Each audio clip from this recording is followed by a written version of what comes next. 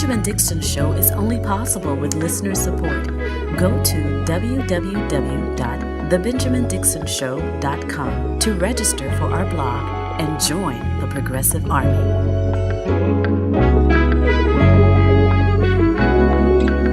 Today is Friday, July 17th, 2020. Thanks so much for joining me. I'm following the updates out of Portland, Oregon, where the greatest example of American fascism is currently on display. Protesters in Portland are being detained, or really in this case, abducted by individuals in full military fatigue, but with no identification whatsoever to tell if they are police officers, if they are National Guard officers, are they federal officers, no indication whatsoever. They are taking protesters into custody. And I have to be careful, because when you say things like detained and you say things like custody, that means that the individual who is being detained understands who they are being detained by. And in this scenario, these officers or individuals have no marking whatsoever to tell them that they are police officers, that they are National Guard members, that they are even parts of the U.S. military. No indication whatsoever. And to make matters worse, no badges, none of that. To compound the situation, the protesters are being thrown into rental vehicles, cars, SUVs, no markings, no flashing lights, no state license plates, nothing to indicate to anyone who these agencies or who these individuals are associated with.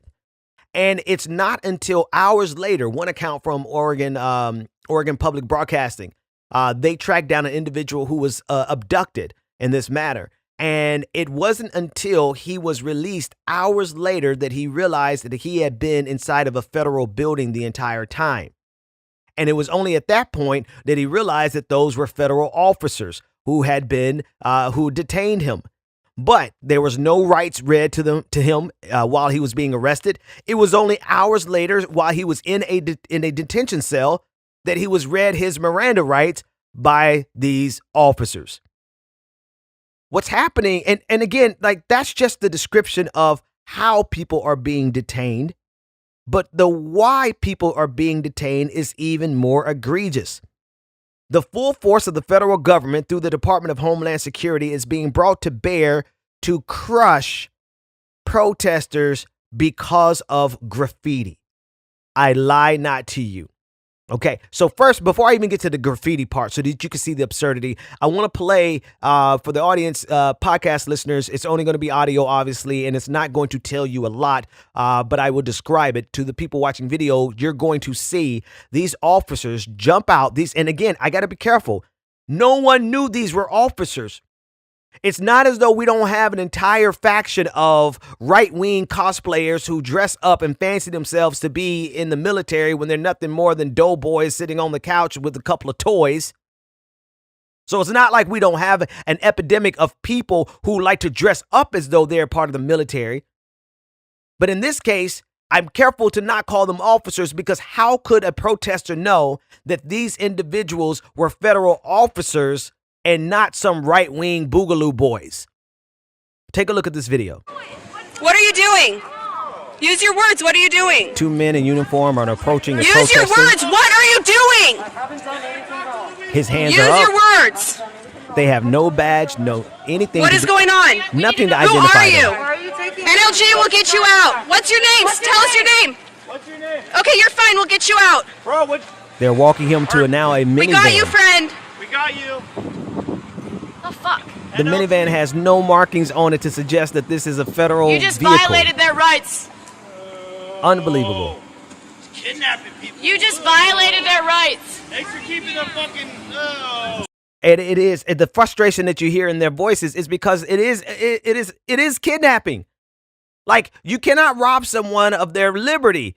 Like, and I don't use that word in the same sense as conservatives. Give me my liberty. No, I mean, there is due process. You cannot detain someone without proper procedure and protocol and being authorized by the government to do so. But if an individual does not know that you are a part of the government, then you're kidnapping them. They just grabbed this man, this protester, off the street. This is where, and now that's the what. The what is civil rights are being violated. Constitutional rights are being violated in Portland by the federal government. The federal government has been brought to bear against nightly protests, and the worst that they can see. I want to show you what the Department of Homeland Security acting secretary is saying. Is saying that the nation would never capitulate to, not on his watch. This is what he said on Twitter. He said, "This is acting Secretary Chad Wolf. He said, our men and women in uniform are patriots. We will never surrender to violent extremists on my watch."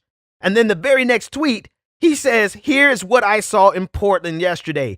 And he has a couple of pictures of graffiti.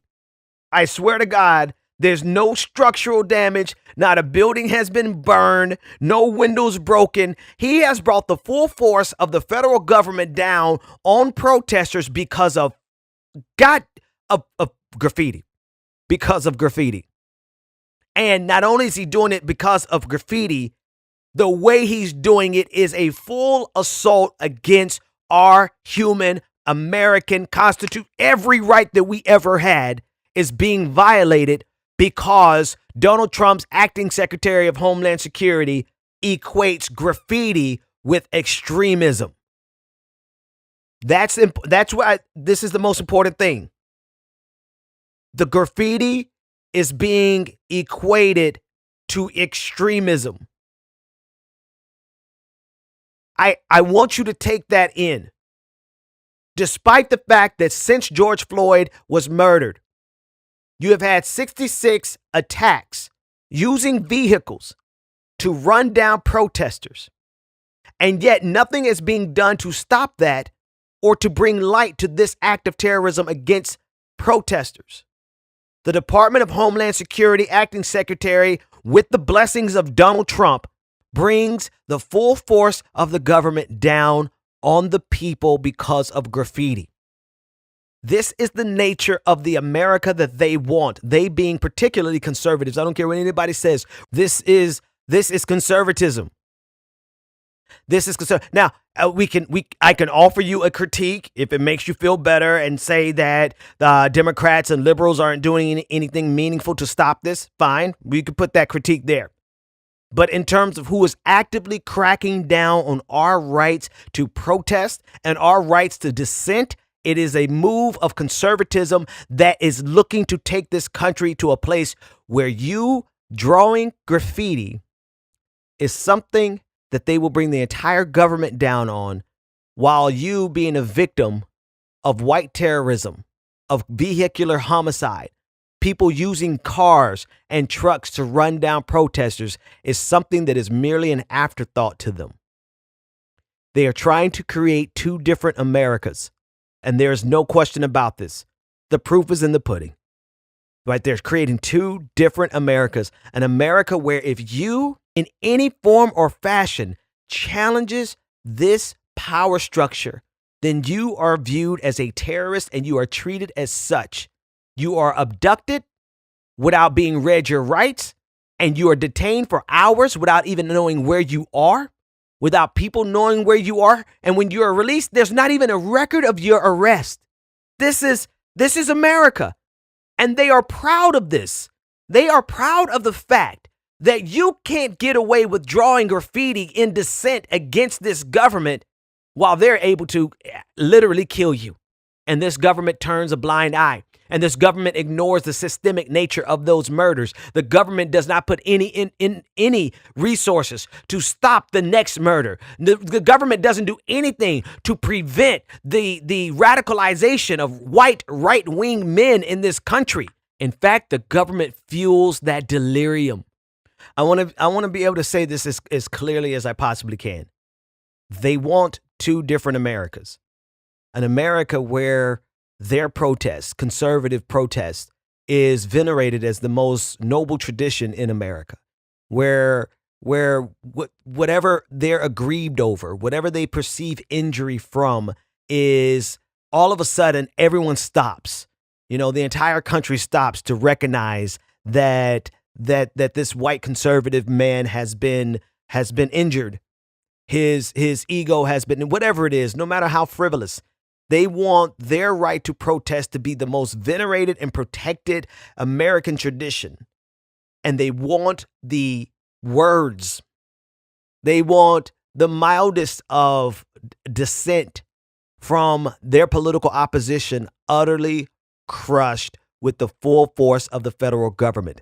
I still made it. I'm doing my best to make very short and succinct sentences so that it doesn't get lost in my wordiness. They want their protest to be protected. They want your protest to be annihilated. They want to be able to take guns to the Capitol and demand change, and they don't want you to be able to spray graffiti. This is the nature of America. This is how they want America to look, and we're not too far from that reality right now today.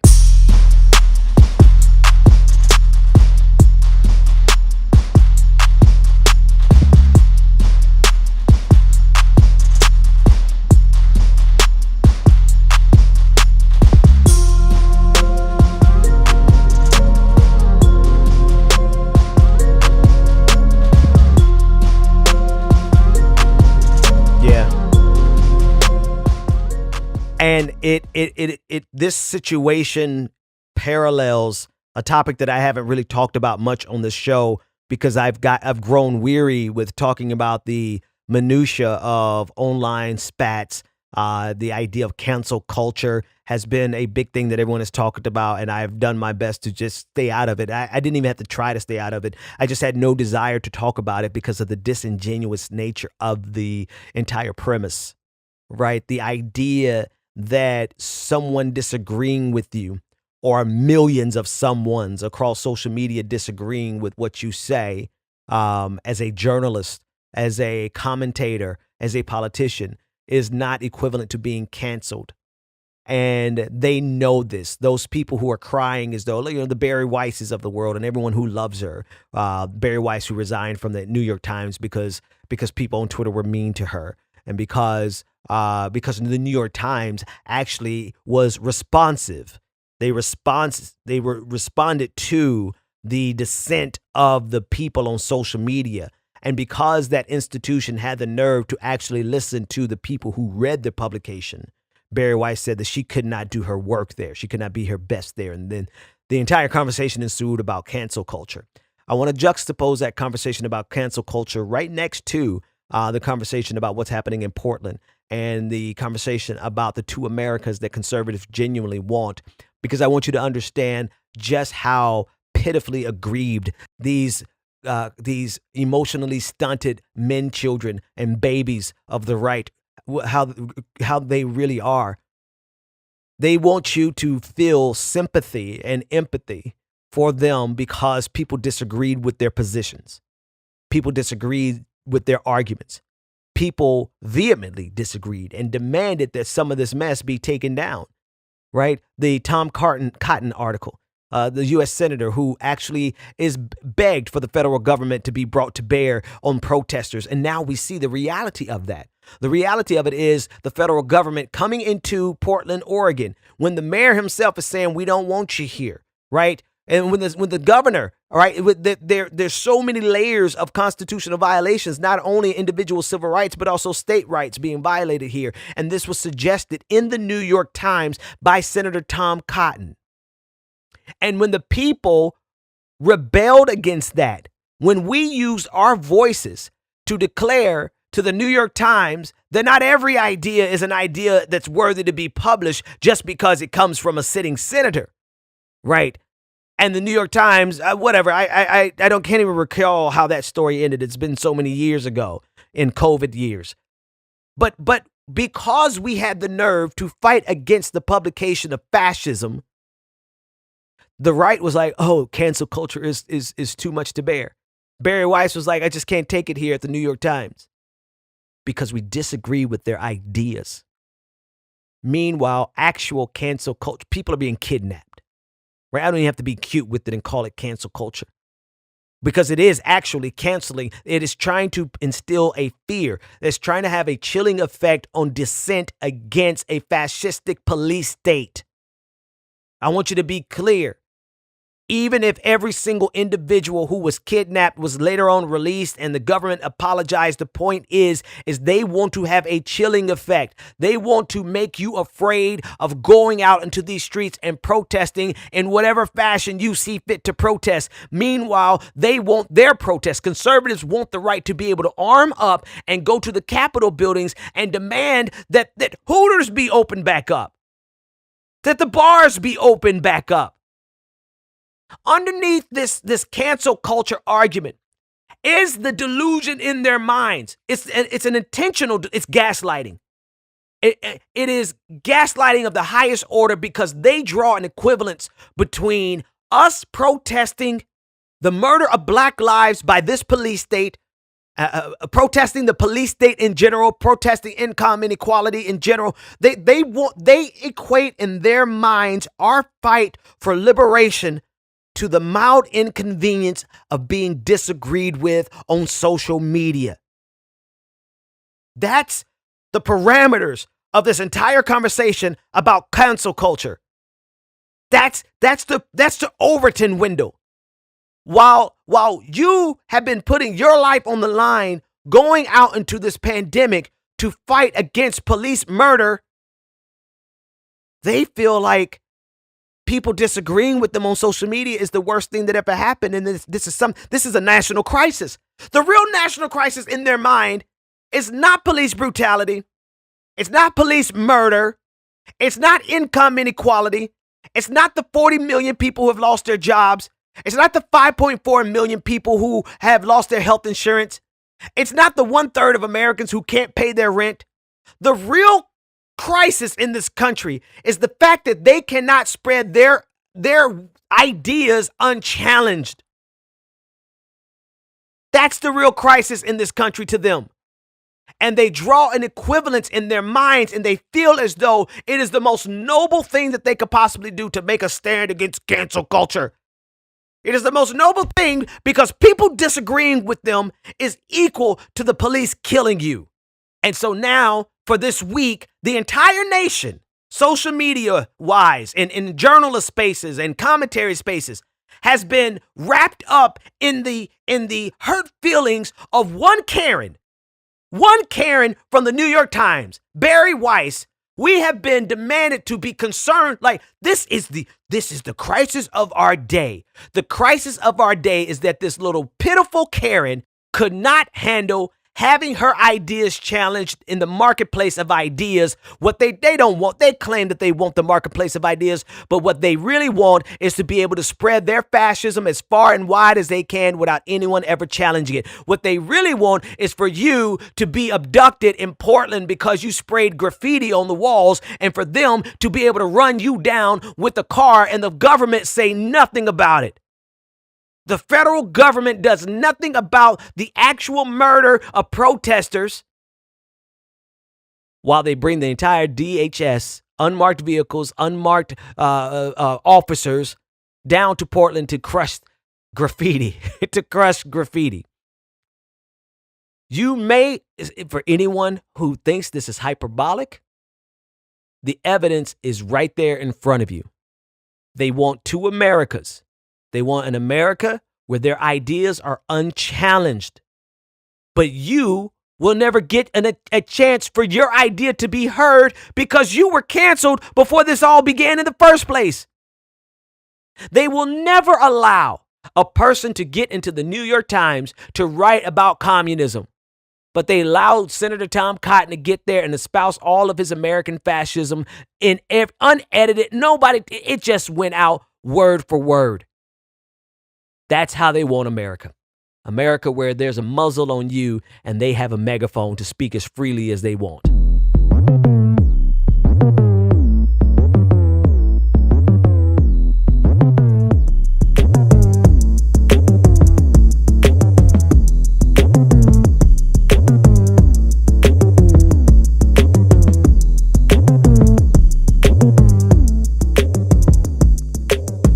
Listen to Chad Wolf in his own words. This is the acting secretary of the Department of Homeland Security. He admits in his own words that he was asked to leave by the local authorities, and he basically took it as a badge of honor Like it was an act of nobility for him to say, no, we're going to stay because this type of radicalism isn't going to be allowed on my watch. American fascism on display. Watch this and listen. I offered DHS support to help them locally address the situation that's going on in Portland, and their only response was, please pack up and go home. And that's just not going to happen on my watch. So we need to make sure that we're supporting our law enforcement officers here and making sure that they're going to continue to protect the federal courthouse here. That's what the DHS does. That's our mission. We're not going to abdicate our mission, our responsibilities. However, whatever the local leadership here is telling us, we're going to do our job. We're going to do it professionally, but we're not going to have these violent anarchists who show up about the same time every night for a series of hours and having that federal destruction to property. I was able to tour the courthouse here. I saw the graffiti. I saw the broken windows, the broken doors. There's a facility right across the street from the courthouse that has 47 coats of paint on it. They have to paint the facility every night after it gets graffitied. So it's time that we take a stand. It's time that the local leaders here publicly condemn what the violent anarchists are doing. And only then, I think, will police, local police, and federal police get this under control. I mean, you heard it yourself, right? No matter how much he tried to sugarcoat it towards the end, he literally has said that they have been asked to leave, and he's like, nope, not on my watch. Local authorities said, pack up and leave. They said, nope, not on our watch. So much for federalism, so much for the 10th Amendment. And then again, broken graffiti. He didn't show any pictures of broken glass on his timeline, but he claims that there's some broken glass and some broken doors. And that's the terrorism. That's the radicalism that they are worried about in this country. I'm telling you, the level of, there is no limit to where they will go with this. They are going as far as they will go as far as we allow them. These are the same people. It's not as if they are adjudicators, fair adjudicators of justice and blind to political ideology. It would be different if they do not bring down this much force on people who literally kill left-leaning protesters. Okay? I gotta say it again. They are not these apolitical adjudicators of justice. They are political apparatchiks themselves. They are executing their political ideology through the use of the federal government, the full force of the federal government. There is no limit to how they will capitulate to the anger of white conservative men. We saw that from the Boogaloo Boys, where they were trying to work with the Boogaloo Boys during the Minneapolis uprising. We've seen it. We saw it during the Obama administration with the Cliven Bundy Ranch, where they were illegally grazing federal lands. And when they were asked to pay for what they had illegally taken, they had a whole ass standoff. They pulled their guns and pointed their guns towards the FBI agents. There is no extent to which this government won't capitulate to right-wing, conservative, aggrieved men. Literally none.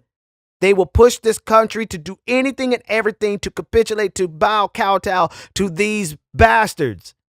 But if you spray some damn graffiti on a courthouse, then they will abduct you in the dark of night and take you to a place blindfolded. I left that out of the first story. They took a ski mask and pulled it down over the man's face and took him to an unknown location. And it wasn't until hours later that he realized he had been inside of a federal building. The stark contrast between the two realities is clear.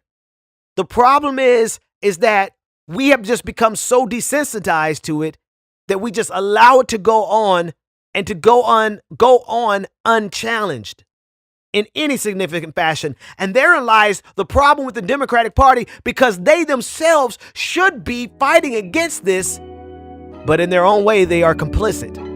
Go to www.patreon.com/The BPD Show and get twice the content and unfiltered interviews without any of the commercial interruptions. And here we go. At this point in every single episode, I like to take a few minutes to thank the people who make the show possible, our patrons. Very special welcome to Hunter. Thank you for becoming a patron. Dan Haynes, thank you for becoming a patron. And Kelly Barrera, thank you so much for becoming a patron. Now, let's everybody just bop yo. You too can become a part of this prestigious and prodigious patron family by going to patreon.com/The BPD Show, where you get twice the content, uncut and unfiltered interviews, none of the commercial interruptions, and you give me the ability to speak truth to power, but more importantly, power to the powerless, whether the powerful like it or not. Let's go.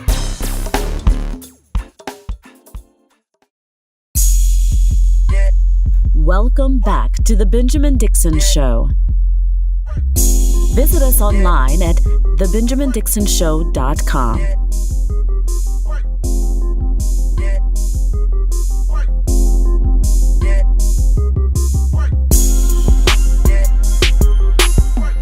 Yeah. All right. I want to play a couple of more clips before we cut over to the patrons only episode.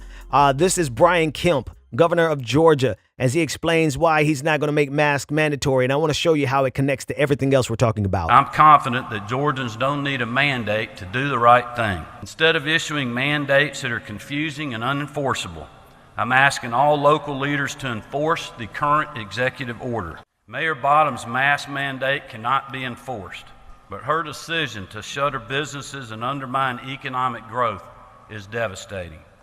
Atlanta businesses are hurting. Violent crime is up, and families are rightfully worried. Just like sending in the National Guard to protect those living in our capital city from crime and violence, I refuse to sit back and watch as disastrous policies threaten the lives and livelihoods of our citizens. So just to be clear, he's going after Keisha Lance Bottoms, the mayor of Atlanta, because she issued a mandate and she's going to try to enforce the mandate for everyone to wear a mask in this pandemic. Now, people are dying, folks. Like, I don't have to go over the simplicity of how wearing masks can save lives. The reason I play this in context of everything else that we've been discussing is simply because what I stated earlier, to these people, to these conservatives, to these people who are who either they are a part of the power structure or they are adjacent to the power structure. Let me unpack that real quick. We're almost out of time, but that's important. There are people who are a part of this power structure. They're literally a part of the economic and political power structure of this country, who have been beneficiaries of this country their entire lives. They have had no problems with any systemic hindrances to their power. They've gotten everything they wanted because that's just the way it works in this country. Bill O'Reilly called this country, the power structure of this country, being run by white Christian men. I play that on my show at least 1,000 times. You should remember it. I don't have to play it here. Those people who are legitimately a part of the power structure understand very clearly the power of the oppressed, particularly the righteous indignation of the people who have been on the receiving end of their power, who have been on the receiving end of their economic strength and their political strength. The people on whose backs they've built their power. The people who they have exploited for their economic power, who they have exploited for their political power. The people who had to fight for their right to vote versus a country that was built around coddling white men in the first place. I want you to be clear that there are people who are direct beneficiaries of this power structure in the United States of America because they are the power structure. And they understand very clearly that the only thing that is really a threat to them is the narrative of the oppressed. Hear me clearly. A person who is oppressed has righteous indignation on their side. They have truth on their side. They have all of justice. Even if they don't receive justice in their lifetime, justice itself is on the side of the oppressed. And when you, all of your life, have either been the oppressor or you have been a direct beneficiary of the oppressor, then how do you counteract all of the people that you have crushed in order to get what you got and to maintain what you have? You do it by feigning and pretending as though you are equally as oppressed and equally as aggrieved and equally injured. And what you go through in this country is far worse than what anybody else goes through. What you go through as a white man in this country is far worse than what any trans woman ever has to go through, what any black woman ever has to go through, what any black man ever has to go through. This is literally the strategy. The strategy is to always seize the narrative of the oppressed, to co-opt it, so that you could be viewed as the person, so that you can even justify it in your mind. You don't really care that everyone could see through your bullshit. What they care about is the fact that they can put up a front as if they are the righteous, as if they are the oppressed, and that they are fighting for their lives, and they're fighting for justice, and they're fighting for truth, and they're fighting against the oppression and the tyranny of the mask. They're fighting. Their entire purpose in life right now is to hold off the affront, the onslaught, the terror, and the tyranny of someone asking them to wear a goddamn mask. That is what is activating them. And this is what Governor Kemp is complying with and inflaming. It's not just complicity. He's not just complying, he's inflaming it because they need something. They have to have something to make them feel as if they are just as oppressed as George Floyd was when the world watched him lose his life and the soul leave that man's body. They are equally as oppressed. I got so much more to discuss about this. Patrons, stay tuned. Patreon.com/The BPD Show. The show continues. Everyone else, have a great weekend. The Benjamin Dixon Show is only possible with listener support. Go to www.patreon.com/The BPD Show and support The Benjamin Dixon Show. If you like this episode, be sure to share, like, and subscribe.